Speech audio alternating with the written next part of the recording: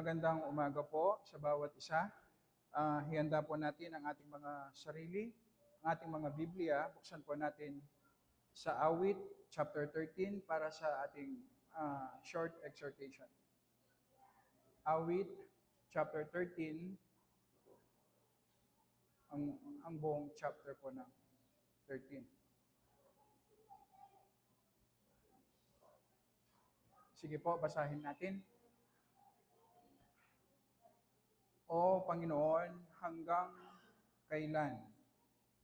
Kalilimutan mo ba ako magpakailanman? Hanggang kailan mo ikukubli ang iyong mukha sa akin?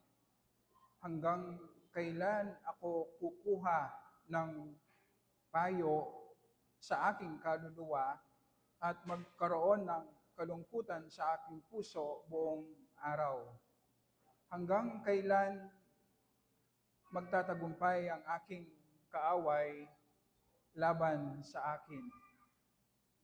O Panginoon kong Diyos, bigyan pansin at sagutin mo ako, ang aking mga matay paliwanagin mo, baka sa kamatayan matulog ako. Baka sabihin ng aking kaaway, laban sa kanya ako'y nagtagumpay. Sapagkat ako'y nayayanig, baka magalak ang aking kaaway. Verse 5, ngunit ako'y nagtiwala sa tapat mong paglingap. Sa iyong pagliligtas, puso ko'y magagalak. Ako'y aawit sa Panginoon, sapagkat ako'y pinakitunguhan niya na may kasaganaan. Ang mga awit ay pinapakita po sa atin ang normal na experience natin tayong mga mananampalataya. So sinasabi sa atin ng mga awit na ating pinag-aaralan na mararanasan din natin ang ganitong klaseng situation. At hindi lang ito tungkol sa atin, kundi primarily, ipinapakita ng mga awit na kung ano ang magiging karanasan ng ating Panginoong Yesus.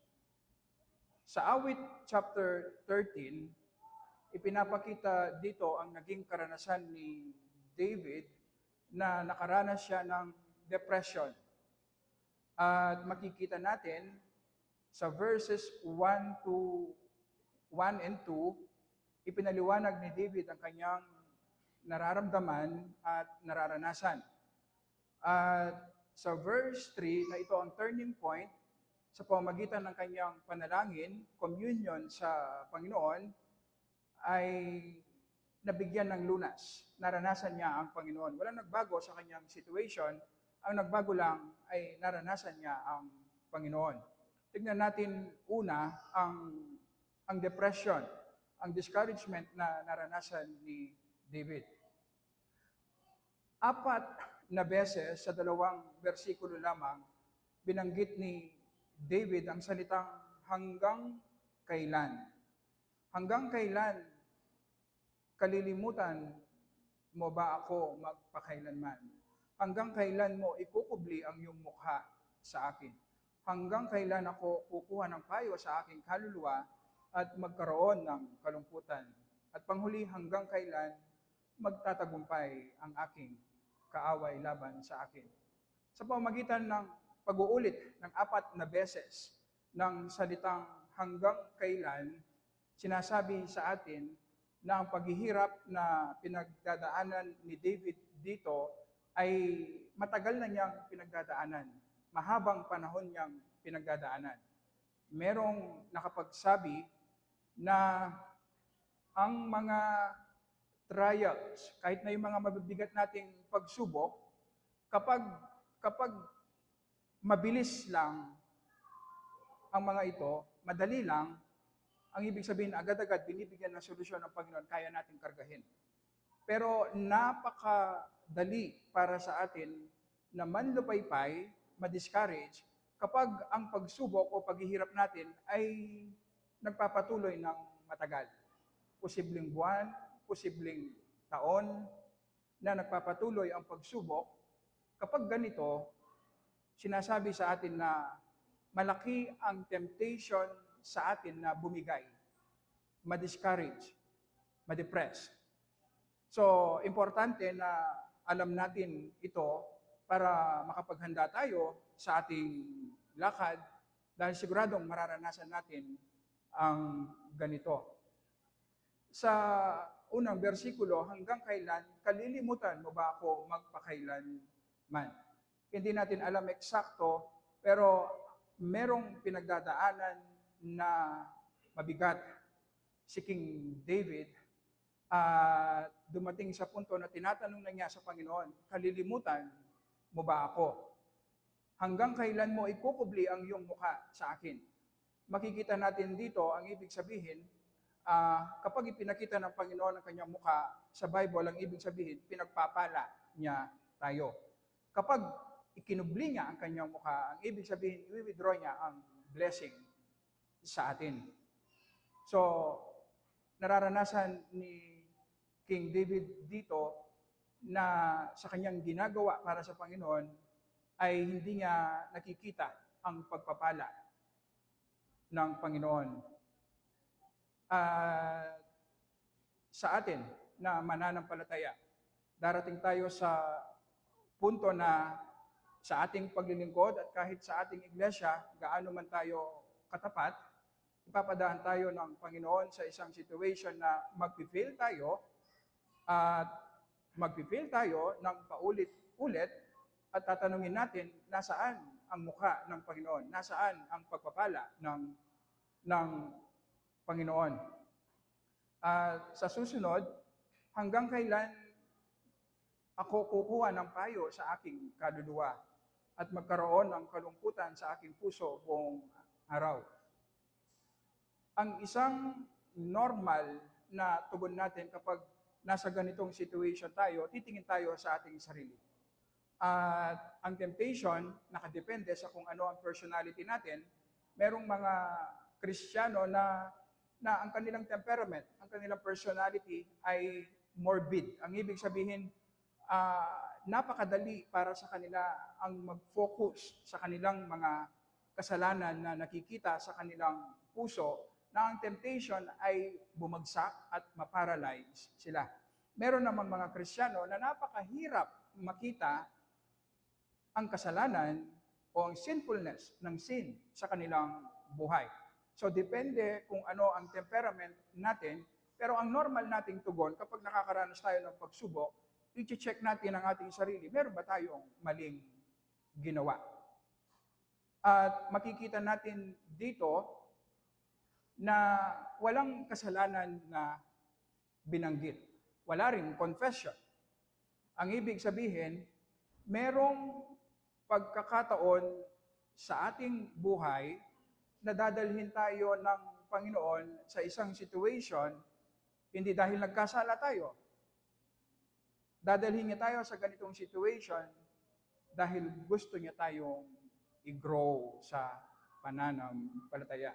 Panghuli na makikita natin, hanggang kailan magtatagumpay ang aking kaaway laban sa akin. Maraming kalaban si King David noon na sa kanyang panahon.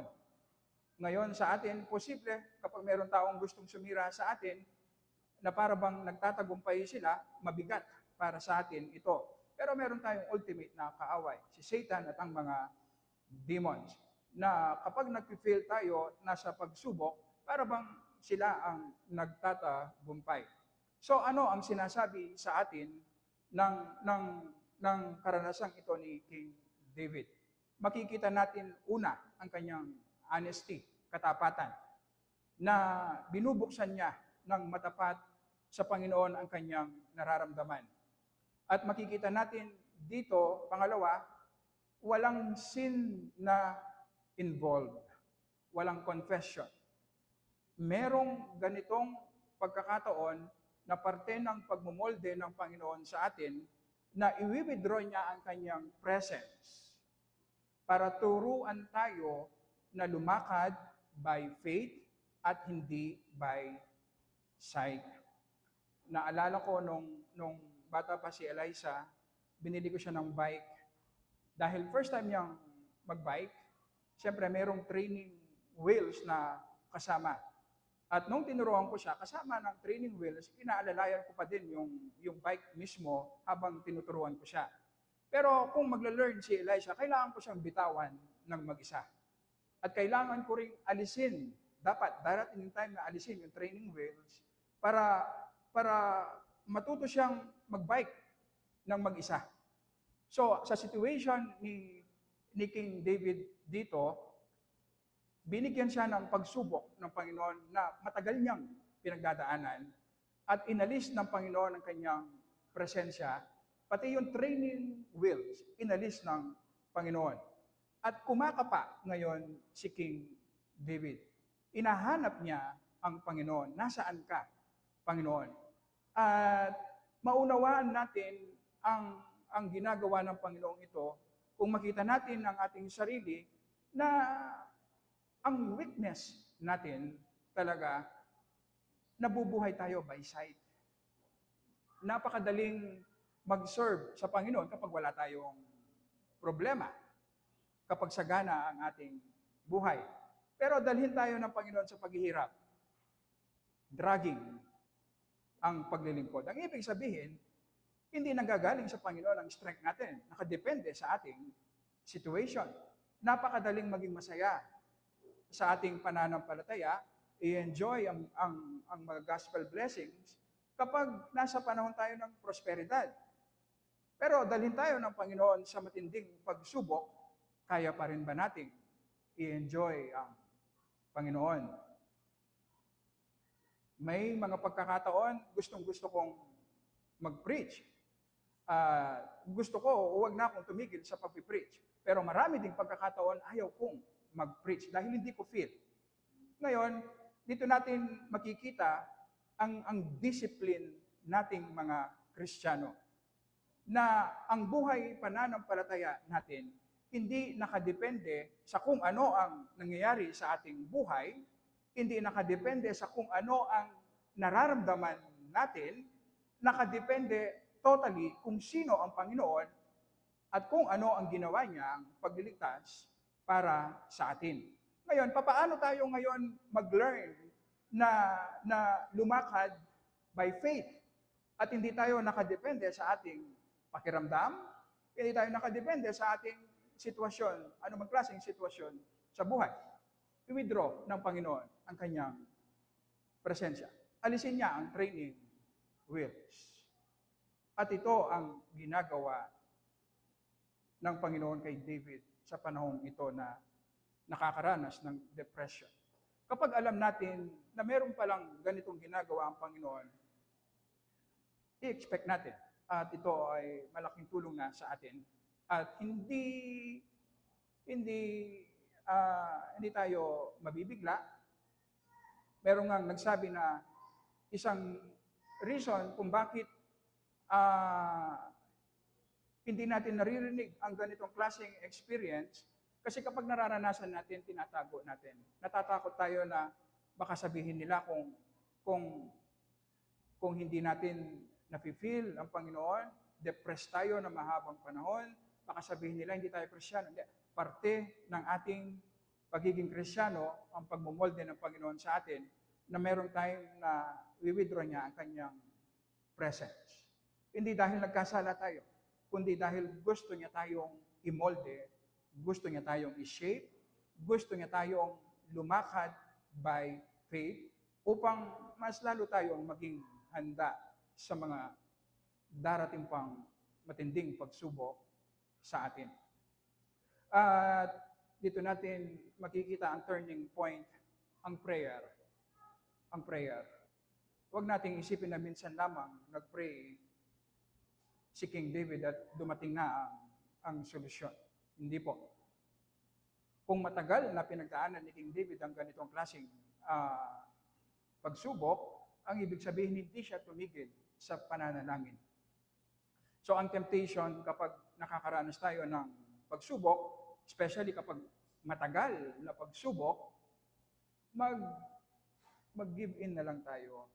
Kung ano na lang ang meron, kung kung ano na lang nararamdaman natin, yun na lang, ma-discourage tayo, tumigil tayo sa kung ano ang ginagawa natin sa Panginoon. Kasi hindi maganda ang ating nararamdaman, withdraw ng Panginoon ang kanyang presence. So dito natin makikita ang ating maturity. At dito papasok ang ating commitment, ang ating discipline. Na every Sunday nandito tayo, hindi dahil gustong-gusto natin at masaya natin ginagawa. Kahit hindi natin gusto, kahit hindi natin masayang gawin, pupunta tayo dahil ito ang pinag-uutos ng Panginoon.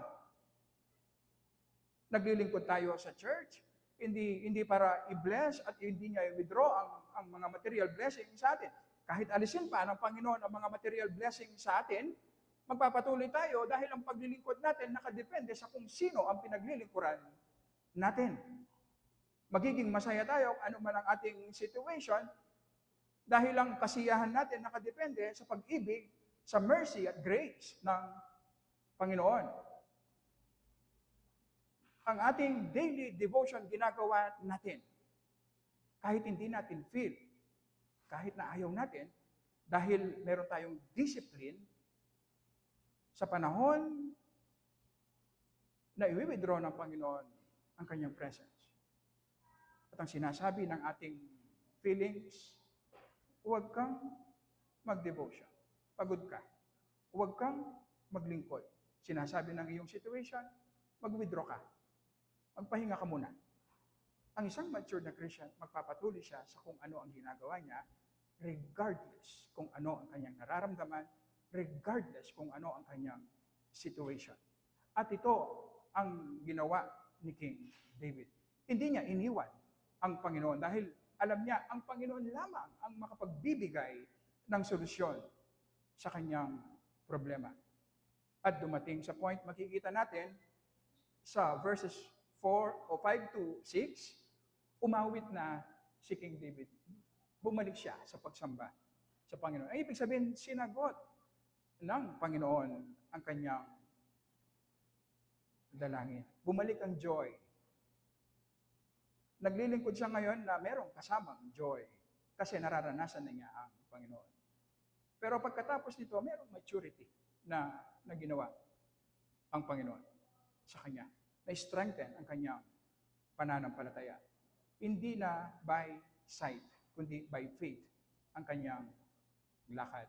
At ang malaking incentive sa atin na alam natin ano man ang ating nararamdaman o pinagdadaanan, kailanman, at sigurado tayo, hindi tayo iiwan ng Panginoon dahil ultimately, ang struggle ni King David ay picture lamang ng magiging struggle ng ating Panginoong Yesus.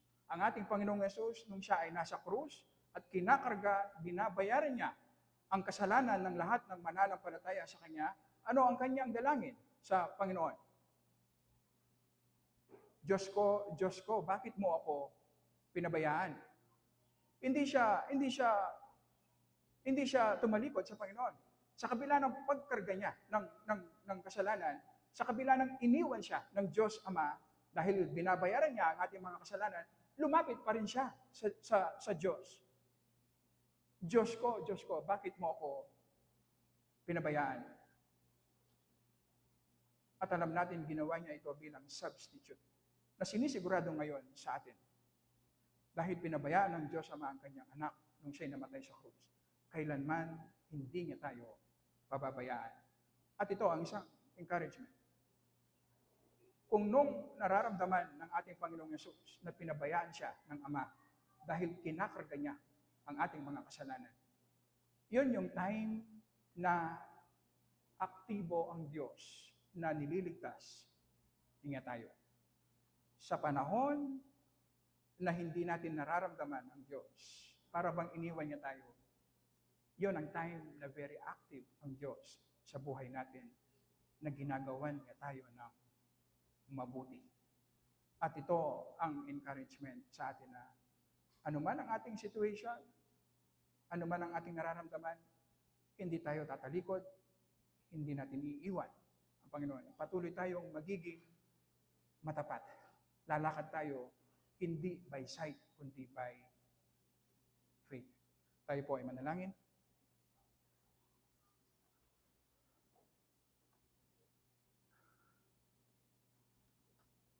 Namamangha kami, Panginoon, sa iyong kaparaanan kung papaano mo kami pagpalain. At kino-confess namin, Panginoon, ang aming ignorance, ang katigasan ng aming mga puso. Napakadali, Panginoon, na pagdudahan namin ang iyong pag-ibig. Dalhin mo lamang kami sa simpleng mahirap na situation. Bakit agad-agad pinagdududahan ka namin? Bakit agad-agad tinatalikuran ka namin? Ganito kami kasama.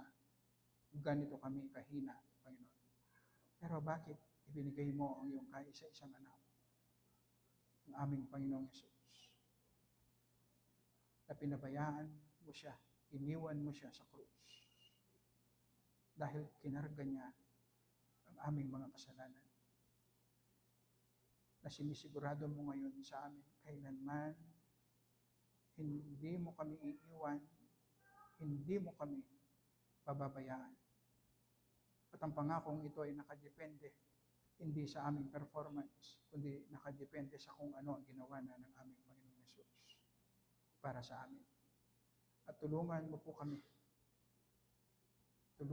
kami na maging persistent, Panginoon, sa aming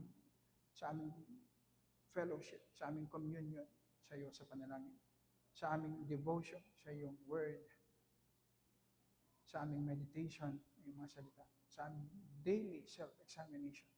Tulungan mo po kami, Panginoon, na magpatuloy sa aming ginagawang paglilingkod sa iyo.